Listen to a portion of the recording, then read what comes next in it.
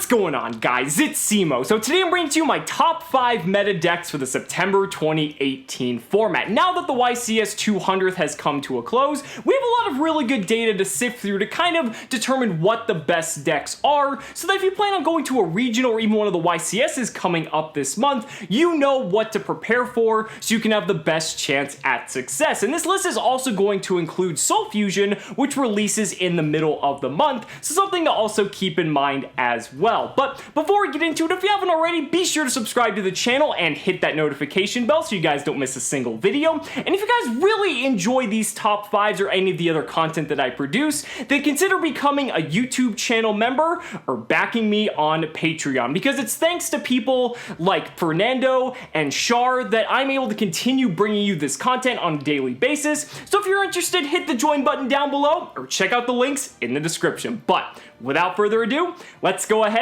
and get right into it. Starting off with number 5, I went ahead with Trickstar. Now, Trickstar fell significantly compared to last format, and I think the reason for that is because of all the hits that it took on the September 2018 Forbidden and Limited list. I mean, we had Terraforming go to 2, Scapegoat went to 2, and those are kind of minor hits, but I think the biggest hit overall was Sky Striker Hornet Drones going to 1. And while that may not seem like a big deal, it's very easy to still play 3 engage in a Hornet Drone, also supplementing that engine with a couple of other Sky Striker targets so you can search off of that engage. But I think the consistency hit was too hard to Sky Striker in that engine, that since Trickstar kind of, naturally melded well with that engine, I think it kind of hurt Trickstar's consistency and ability to perform in this format. That was kind of one of the things that was keeping keeping Trickstar at the top. But now that that engine has been kind of slashed down, I feel like Trickstar has kind of lost its place. And we saw this at the results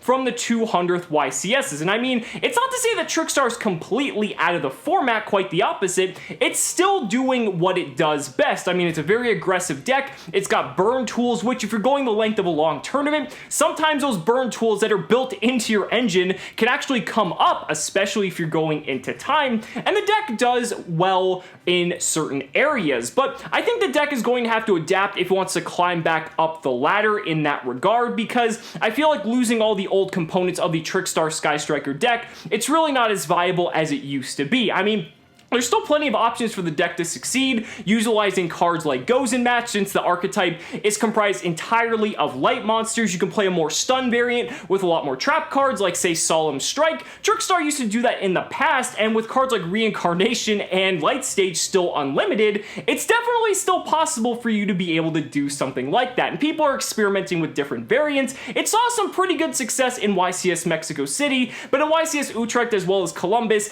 it didn't do as well as a lot of people thought, so that's why I had to put it down at number 5 on the list. But that moves us on to number 4, and for number 4, I went ahead with True Draco. True Draco, again, still holding strong as that solid tier 2 contender. The deck is really good at what it does. It's able to stun its opponents with cards like Rivalry of Warlords. It's able to produce big monsters. You've got the True Draco spell and traps, which make the deck very good going either first or second, depending on the situation, just because it allows you to set up going first, but you can also disrupt your opponent's board going second, and with the banning of Nightmare Goblin, this became even easier, and that's a really big deal. Another reason I have True Draco at number 4 is because Dragonic Diagram didn't get touched on the list, Card of Demise didn't get touched on the list. Yeah, sure, Terraforming went to 2, but honestly, going from 6 diagrams to 5 isn't really going to be enough to stop True Draco whatsoever. The deck performed extremely well at all 3 YCSs, nabbing a good number of spots at each event, and that's why I can confidently put this deck in the number 4 slot, because it's proven itself not only from these 3 events, but also from the events of last format, especially since there's still a lot of similarities due to the ban list not being as effective as a lot of us might have liked. But I think the deck is still a very strong contender, and with all the stun tools at the deck's disposal, especially considering the decks higher up on this list, it's very easily able to floodgate out those decks and nab a lot of wins.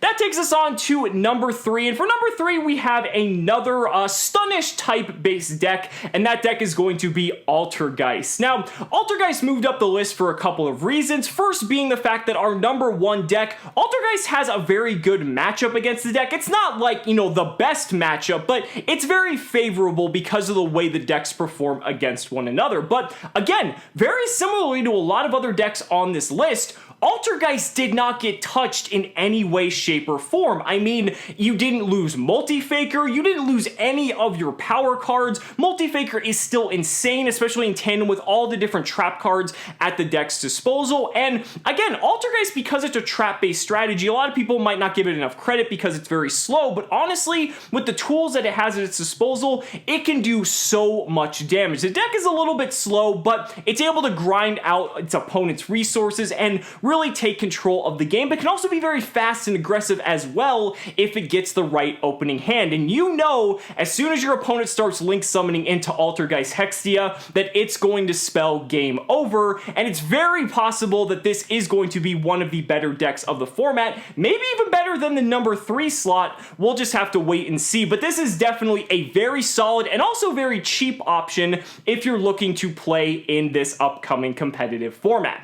But that brings us on to number 2, and for number 2, I had to go with Goki. But there's a bit of a caveat with this as well, because I wanted to also throw in the Dark Warrior deck as well. Because even though this deck isn't Goki and doesn't even really use Goki cards, both of these decks are essentially trying to do the same thing in different ways. Goki is still trying to extra link you and pretty much lock you out from being able to play, and the Dark Warrior deck does something very similar where it's able to extra link. Hell, it's able to extra link with a single card in some instances, but in addition to that, it's also able to make boards like Gumblar Dragon with Dark Law and like just all these other crazy boards. And even though the deck is a 60 card variant, I think there's a lot of potential for this deck to do very well, especially once it gets more well refined. We saw a lot of very good players piloting this deck at YCS Columbus, and honestly, even though it was the deck's first run through, it did moderately well, and I think it's something that's going to have to be on a lot of people's radars. Now, there is one contingency here, and that's the fact that Summon Sorceress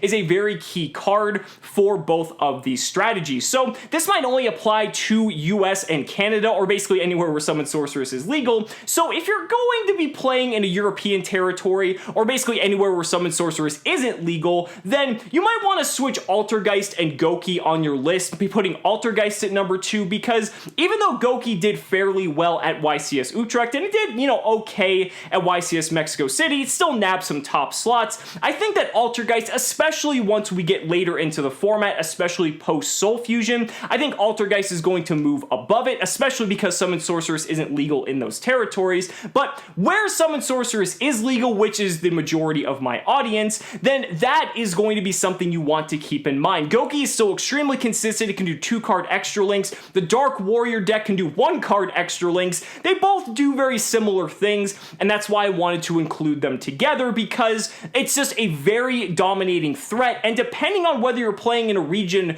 where Summon Sorceress is legal compared to where it's not legal, you actually have to build your deck 2 different ways, because there's different threats you don't have to worry about in those regions, and that's something you definitely have to keep in mind.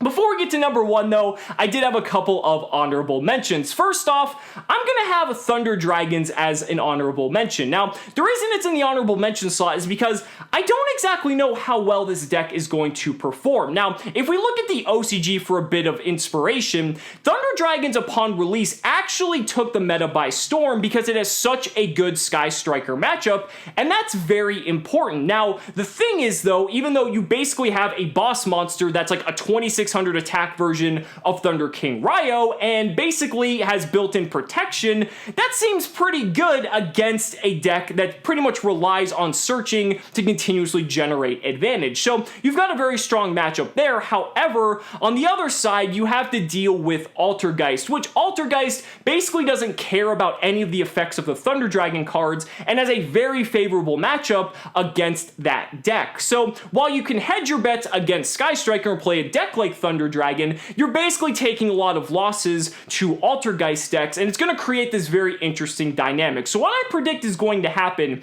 is that I believe YCS Niagara takes place when Thunder Dragon's first release. I think that we're going to see a pretty good showing for Thunder Dragons since Sky Striker is pretty much the most dominating deck of the format. No spoiler there. But the thing is, what's going to happen is people are going to identify that, start adapting their strategies to basically compensate for the fact that Thunder Dragons are now a part of the metagame. And then when we see YCS London coming up the following week, I think you're going to start to see a larger population of Altergeist players and people that have teched their deck out for the Thunder Dragon matchup, and you're going to start to see Thunder Dragons fall in representation. I could be wrong, but I feel we're going to follow that similar trend to that of the OCG. We'll just have to see. But my second honorable mention is also going to be Danger. And the reason I put Danger on here is because, honestly, I don't know what's going to happen with this deck. Danger could just be the next tier, like, 0.5 deck after this set, but we don't really know. They just released Danger Thunderbird, and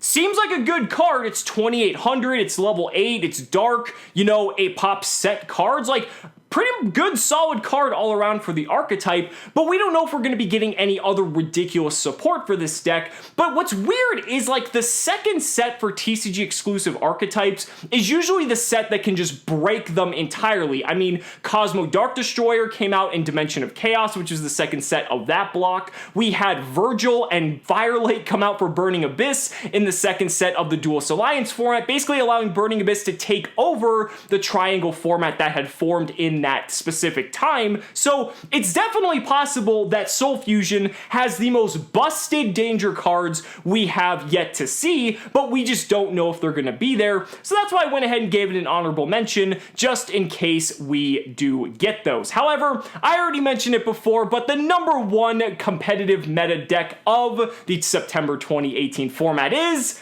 Sky Striker. There really isn't much to say here. Sky Striker just overwhelmingly dominated all three of the 200th YCS events. It just did so much damage at YCS Utrecht. I think it took like 55% of the top 64 top slots there.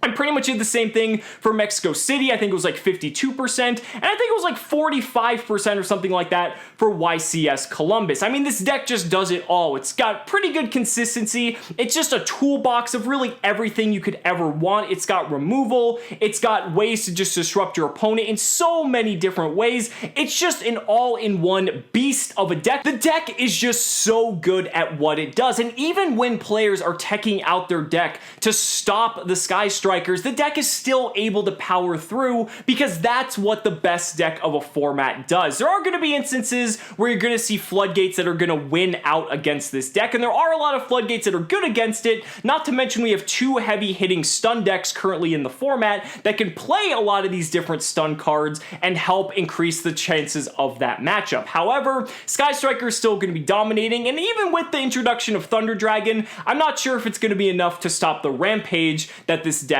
is currently on. But guys, those are just my thoughts. Let me know down in the comments what you guys think about your top meta decks for the September 2018 format. I'd really love to hear your thoughts. So guys, thank you so much for watching the video. Be sure to like the video as always. Subscribe to the channel for more amazing Yu-Gi-Oh content. And if you found this video helpful, consider backing me on Patreon or becoming a YouTube channel member. Because just by showing your support in any way that you can, you're investing in my ability to continue bringing you amazing Yu-Gi-Oh content. So thanks so much again, and we'll see you next time.